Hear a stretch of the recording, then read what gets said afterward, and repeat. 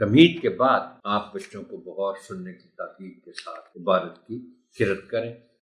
آپ کے لیے میں قرأت کرتا ہوں۔ مہمان نوازی مومن کی اعلیٰ ترین صفات میں سے ایک ہے۔ یہ ایک اخلاقی خوبی ہے۔ مہمان کی خاطر مدارات کرنا انبیاء کرام علیہم السلام کی سنت ہے۔ قرآن مجید میں سورۃ الذاریات میں اللہ تعالیٰ نے ارشاد فرمایا ہے، کیا آپ کو ابراہیم علیہ السلام کے معزز مہمانوں کی خبر پہنچی ہے؟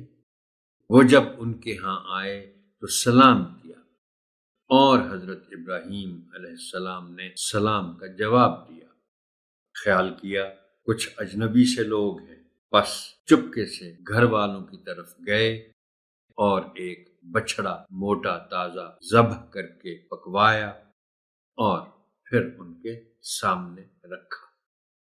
حضرت صلی اللہ علیہ وآلہ وسلم کی پاکیزہ سیرت میں مہمان نوازی کی صفت ہمارے لیے ایک نمونہ ہے۔ آپ صلی اللہ علیہ وآلہ وسلم نے ارشاد فرمایا، جو شخص مہمان نوازی نہ کرے اس میں کوئی خیر یعنی خوبی نہیں۔ رسول اللہ صلی اللہ علیہ وآلہ وسلم نے فرمایا، جو شخص اللہ اور یوم آخرت پر ایمان رکھتا ہے اس کے لیے ضروری ہے کہ وہ مہمان کی عزت و تکریم کرے۔ ایک دن اور ایک رات تک مہمان کی خدمت کی تو اس کا انعام شمار ہوگی، جبکہ 3 دن تک مہمان نوازی ہوگی۔ اس کے بعد خدمت صدقہ ہے۔ مہمان کے لیے یہ مناسب نہیں ہے کہ 3 دن سے زیادہ ٹھہرے اور میزبان کو تکلیف میں ڈالے۔ ہمارے ملک پاکستان کے تمام صوبوں کے لوگ مہمان نوازی کی روایت قائم رکھے ہوئے ہیں۔ رشتہ داروں، دوستوں اور جاننے والوں کے علاوہ وہ اجنبی مسافروں کو کھانا کھلانے میں خوشی محسوس کرتے ہیں۔ مہمان نوازی کے بھی کچھ اصول و ضوابط ہیں جن کا علم ہونا اچھی مہمانداری کے لیے بہت ضروری ہے۔ مہمان نوازی اپنی حیثیت کے مطابق کرنی چاہیے۔ مہمان کی عزت و تکریم میں کوئی کسر نہ چھوڑی جائے۔ اگر مہمانوں کی آمد کی پیشگی اطلاع ہے تو اس کی تیاری وقت سے پہلے کرنی چاہیے۔ مہمانوں کو گھر کے دروازے پر خوش آمدید کہا جائے۔ رخصت کے وقت بھی دروازے تک چھوڑنے جائیں۔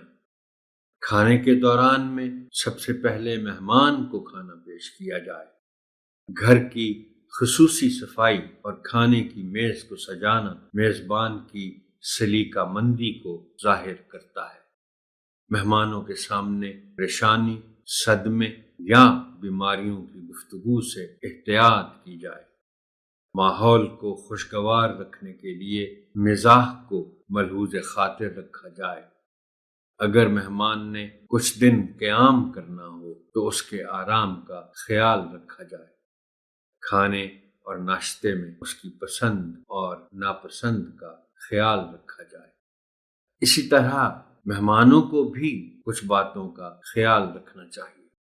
وقت کی پابندی کرنی چاہیے، کیونکہ وقت سے پہلے یا بہت دیر سے جانے کی وجہ سے میزبان کو پریشانی لاحق ہو سکتی ہے۔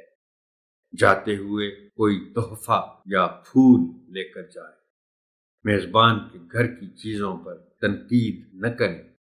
کھانے کی تعریف کریں۔ اگر کھانا زیادہ اقسام کا ہو تو سب کچھ ضرور چکھیں۔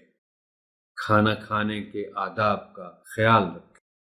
بالکل خاموش ہو کر نہ بیٹھ جائیں، بلکہ ایسی گفتگو کریں کہ میزبان آپ کو دوبارہ بلانا پسند کرے۔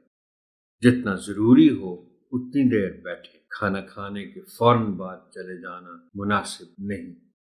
واپسی پر میزبان کا خوش دلی سے شکریہ ادا کریں۔ ہمیں مہمان نوازی اللہ اور اس کے رسول صلی اللہ علیہ وآلہ وسلم کی خوشنودی کے لیے کرنی چاہیے۔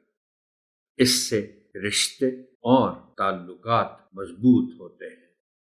مہمان نوازی سے دل کو سکون اور خوشی ملتی ہے۔